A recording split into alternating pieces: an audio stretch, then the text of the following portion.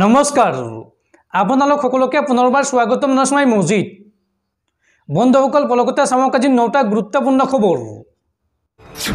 প্ৰথমটো খবৰ 2024 লোকসভা নিৰ্বাচনক লৈ কোকালত টঙালি বান্ধিছে বিজেপি দলে। এইবাৰ বিজেপিৰ নেতাকৰ্মীক 100 দিনৰ টাৰ্গেট বান্ধি দিলে প্ৰধানমন্ত্ৰী মোদীয়ে। আগন্তুক 100 দিনত কেইবাটাও টাৰ্গেট সম্পূৰ্ণ কৰাৰ আহ্বান প্ৰধানমন্ত্ৰী মোদীৰ। 2024 লোকসভাত বিজেপিক 400 পাৰ কৰাবলৈ বিজেপিৰ নেতাকৰ্মীক 10টা টাৰ্গেট দিলে প্ৰধানমন্ত্ৰী মোদীয়ে। বিজেপিৰ নেতাকৰ্মীক 100 দিনৰ টাৰ্গেট বান্ধি দিলে প্ৰধানমন্ত্ৰী মোদীয়ে। দেশৰ প্ৰতিগৰাকী ভোটাৰৰ কাষলৈ যাব লাগিব বিজেপিৰ নেতাকৰ্মীসকল। 100 দিনত দেশৰ প্ৰতিটো জাতি জনজাতিৰ সুখ দুখৰ বুজ লওক বিজেপিৰ নেতাকৰ্মীয়ে। বিজেপিৰ কৰ্মীয়ে প্ৰতিগৰাকী ভোটাৰৰ বিশ্বাস জয় কৰিবলৈ কাম কৰিব লাগিব। সকলোকে একত্ৰিত হৈ দেশবাসীক সেৱা কৰিবলৈ আহ্বান জনাইছে প্ৰধানমন্ত্ৰী মোদীয়ে। অনাগত 100 দিনত নতুন উৎসাহেৰে কাম কৰিব লাগিব বিজেপিৰ নেতাকৰ্মীয়ে। বিজেপিৰ ৰাষ্ট্ৰীয় অধিৱেশনত শ নেতাকৰ্মীক 100 দিনৰ লক্ষ্য বান্ধি দিলে প্ৰধানমন্ত্ৰী মোদীয়ে। প্ৰতিগৰাকী নতুন ভোটাৰৰ মন জয় কৰিব লাগিব বিজেপিৰ নেতাকৰ্মীয়ে। উল্লেখযোগ্য যে 2024 লোকসভা নিৰ্বাচনত 400ৰো অধিক আসন লাভেৰে জয়ী হোৱাৰ লক্ষ্য বান্ধি লৈছে বা লক্ষ্য হাতত লৈছে বিজেপি দলে। পৰৱৰ্তী খবৰ ভাৰতীয় বতৰ বিজ্ঞান কেন্দ্ৰৰ আগজাননী। আগন্তুক 4 দিনত ৰাজ্যত হ'ব প্ৰবল বৃষ্টিপাত। এই সন্দৰ্ভত ৰাজ্যৰ 15খন জিলাত সতৰ্কবাণী বতৰ বিজ্ঞান কেন্দ্ৰৰ। অসমৰ কোন কোন জিলাত আগন্তুক 4 দিনত বৰষুণ হ'ব চাওঁ আহক। অনাগত 4 দিনলৈ ৰাজ্যত প্ৰবল বৃষ্টিপাতৰ সম্ভাৱনা। ৰাজ্যৰ 15খন জিলাত এই সন্দৰ্ভত সতৰ্কবাণী বতৰ বিজ্ঞান কেন্দ্ৰৰ। প্ৰবল বৃষ্টিপাতৰ লগতে বজ্ৰপাতৰ সম্ভাৱনা আছে এইকেইখন জিলাত। অসমৰ কোন কোন জিলাত বৰষুণ হ'ব চাওঁ আহক।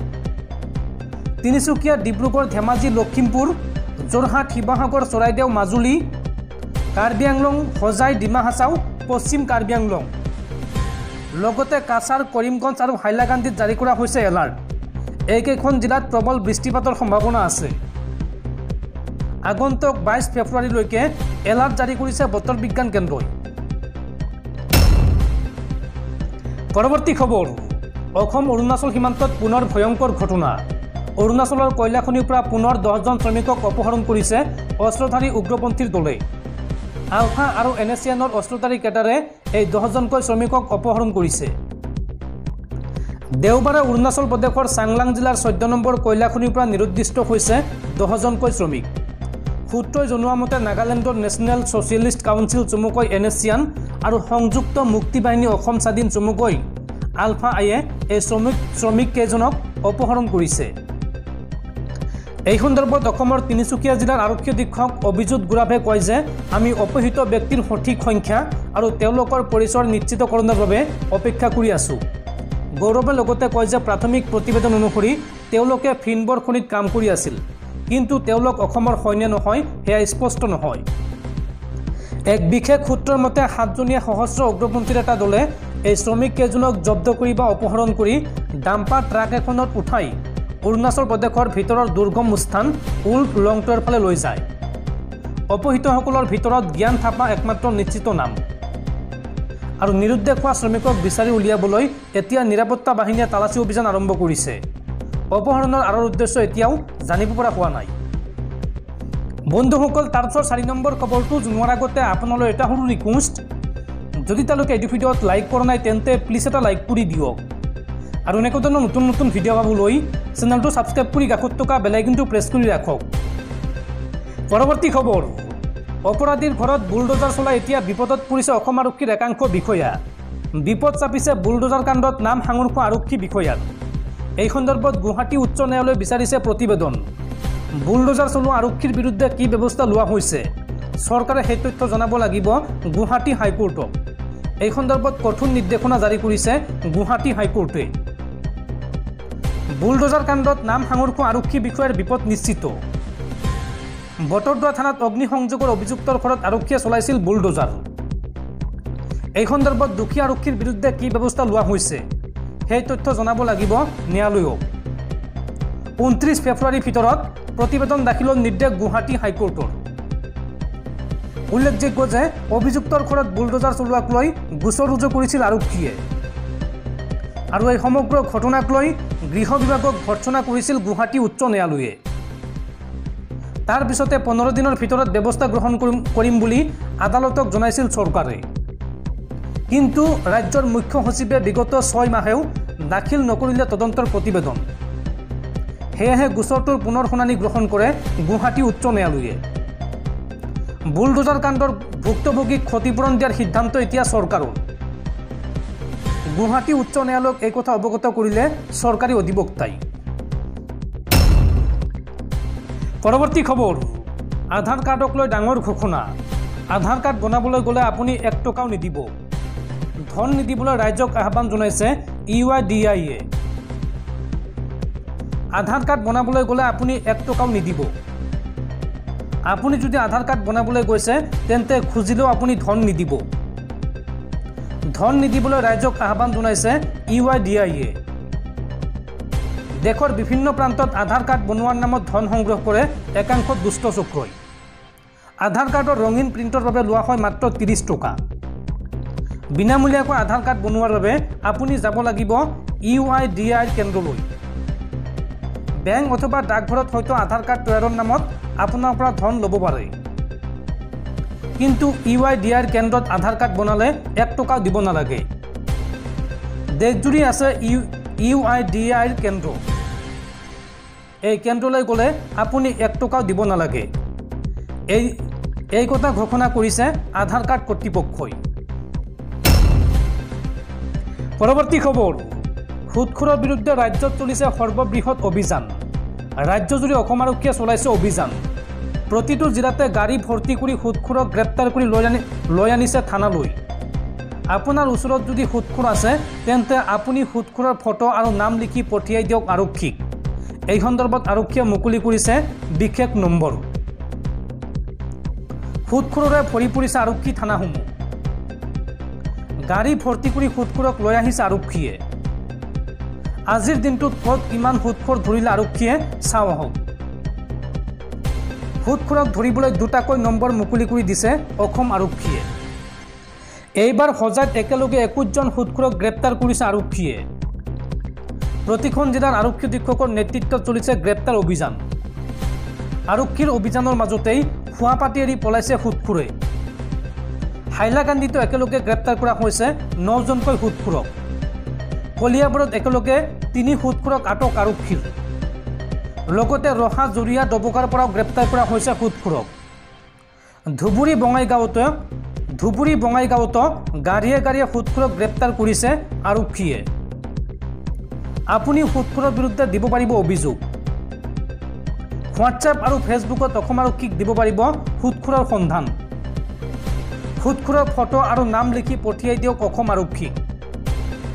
নাম ঠিকনা আৰু ফটোসহ হোৱাটছএপ কৰক 943570608999। এই নম্বৰত আপোনালোকে হোৱাটছএপ কৰক। লগতে 6026900861 এই নম্বৰতো দিব পাৰিব অভিযোগ। এই নম্বৰ 2টা মুকলি কৰিছে আৰক্ষীয়ে।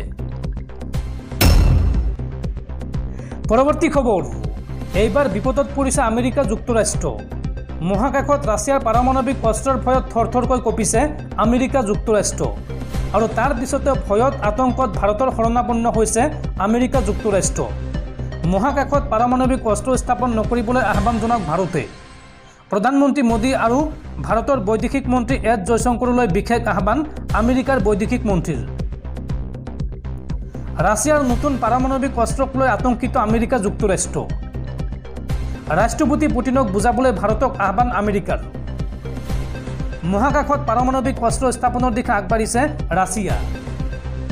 মহাকাশত পাৰমাণৱিক অস্ত্ৰৰ ভয়াৱহতাক লৈ ভাৰতৰ সৈতে বাৰ্তালাপ আমেৰিকা যুক্তৰাষ্ট্ৰৰ। আমেৰিকাৰ বৈদেশিক মন্ত্ৰী এণ্টনি ব্লিংকনৰ অনুৰোধ ভাৰতৰ বৈদেশিক মন্ত্ৰী এছ জয়শংকৰলৈ। ৰাষ্ট্ৰপতি পুটিনক মহাকাশত পাৰমাণৱিক অস্ত্ৰ স্থাপন নকৰিবলৈ পৰামৰ্শ দিয়ক প্ৰধানমন্ত্ৰী মোদীয়ে। জাৰ্মানীত হোৱা ছিকিউৰিটি কনফাৰেন্সত ভাৰত আৰু আমেৰিকাৰ বৈদেশিক মন্ত্ৰীৰ এই বিশেষ বাৰ্তালাপ। উল্লেখযোগ্য যে 2022 চনৰ পৰাই মহাকাশত পাৰমাণৱিক অস্ত্ৰ স্থাপনৰ প্ৰচেষ্টা চলাই আছে ৰাছিয়াই। আৰু ৰাষ্ট্ৰপতি পুটিনৰ সৈতে কথা পাতক প্ৰধানমন্ত্ৰী মোদীয়ে ভাৰতলৈ এই আহ্বান জনাইছে আমেৰিকাৰ বৈদেশিক মন্ত্ৰী এণ্টনি ব্লিংকেনে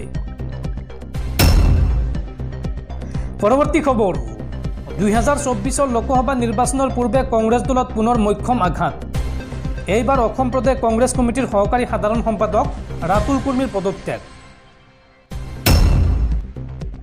পৰৱৰ্তী খবৰ ইজৰাইল পেলেষ্টাইন যুদ্ধক লৈ ডাঙৰ আপডেট প্ৰথমবাৰলৈ এই যুদ্ধক লৈ মাত মাতিছে ভাৰতে এই সন্দৰ্ভত ভাৰতৰ বৈদেশিক মন্ত্ৰী এছ জয়শংকৰৰ বৃহৎ ঘোষণা তাৰ মাজতে হামাছৰ দাবী 100 জন ইজৰাইলী লোকক মুক্তি দিব লাগিলে 3000 পেলেষ্টাইনিক মুকলি কৰি দিব লাগিব ইজৰাইল হামাছৰ যুদ্ধ সন্দৰ্ভত ডাঙৰ বিবৃতি ভাৰতৰ ইজৰাইলে সাধাৰণ লোকৰ হত্যা বন্ধ কৰিব লাগে ইজৰাইল হামাছৰ যুদ্ধ সন্দৰ্ভত মতামত ভাৰতৰ বৈদেশিক মন্ত্ৰী এছ জয়শংকৰৰ তেওঁ কয় যে ইজৰাইলে অসামৰিক লোকৰ হতাহতিৰ প্ৰতি সতৰ্ক হোৱা উচিত আছিল লগতে কয় যে বন্দীসকলক মুক্তি দিয়াটো প্ৰয়োজনীয় কিন্তু 100 জন ইজৰাইলী বন্দীৰ বিনিময়ত 3000 পেলেষ্টাইনিক মুক্তিৰ দাবী হামাছৰ যোৱা বছৰৰ 7 অক্টোবৰৰ পৰা চলি আছে ইজৰাইল হামাছৰ যুদ্ধ আৰু প্ৰথমবাৰৰ বাবে শনিবাৰে এই সন্দৰ্ভত বিবৃতি দিছে ভাৰতৰ বৈদেশিক মন্ত্ৰী এছ জয়শংকৰে তেওঁ কয় যে ইজৰাইলে অসামৰিক লোকৰ হতাহতিৰ প্ৰতি অতি সতৰ্ক হোৱাটো উচিত আছিল আৰু আন্তৰ্জাতিক মানৱীয় আইন অনুসৰণ কৰিব লাগিছিল ইজৰাইলে জাৰ্মানীৰ মিউনিক নিৰাপত্তা সন্মিলনত ভাষণ দি এই মন্তব্য জয়শংকৰৰ উল্লেখযোগ্য যে তেওঁ এই সন্দৰ্ভত মন্তব্য কৰি কয় 7 অক্টোবৰত যি ঘটিছিল সেয়া আছিল সন্ত্ৰাসবাদ তেওঁ লগতে কয় যে ইজৰাইলে অসামৰিক লোকৰ হতাহতিৰ প্ৰতি অতি সতৰ্ক হ'ব লাগিব কিয়নো আন্তৰ্জাতিক মানৱীয় আইন মানি চলাৰ দায়িত্ব আছে ইজৰাইলৰ ইজৰাইলী বন্দীসকল উভতি অহাটো প্ৰয়োজনীয় গাজাৰ লোকসকলক সকাহ দিয়াৰ বাবে এক মানৱীয় কৰিডৰৰ প্ৰয়োজন তেওঁ লগতে কয় যে যুদ্ধৰ সমাধান হ'ব লাগে জয়শংকৰে গুৰুত্ব আৰোপ কৰে যে ভাৰতে দীৰ্ঘদিন ধৰি দ্বিৰাজ্যিক সমাধানত বিশ্বাস কৰি আহিছে 7 অক্টোবৰত হামাছে ইজৰাইলক আক্ৰমণ কৰিছিল আৰু এই আক্ৰমণত ইজৰাইলৰ 1200 জন লোক নিহত হৈছিল আৰু 200তকৈ অধিক ইজৰাইলী লোকক বন্দী কৰি ৰখা হৈছিল ইয়াৰ পিছতে ইজৰাইলে গাজাত আক্ৰমণ আৰম্ভ কৰে এই আক্ৰমণত বৰ্তমানলৈকে 28000ৰো অধিক লোক নিহত হৈছে এই সন্দৰ্ভত কাটাৰ আমেৰিকা যুক্তৰাষ্ট্ৰ আৰু ইজিপ্তে যুদ্ধবিৰতিৰ ক্ষেত্ৰত এক চুক্তিত উপনীত হোৱাৰ ইচ্ছুক আৰু তাৰ মাজতে 1000 জন ইজৰাইলী বন্দীৰ বিনিময়ত 3000 পেলেষ্টাইনিক মুক্তিৰ দাবী হামাছৰ কিন্তু ইজৰাইলে অস্বীকাৰ কৰিছে হামাছৰ এই দাবী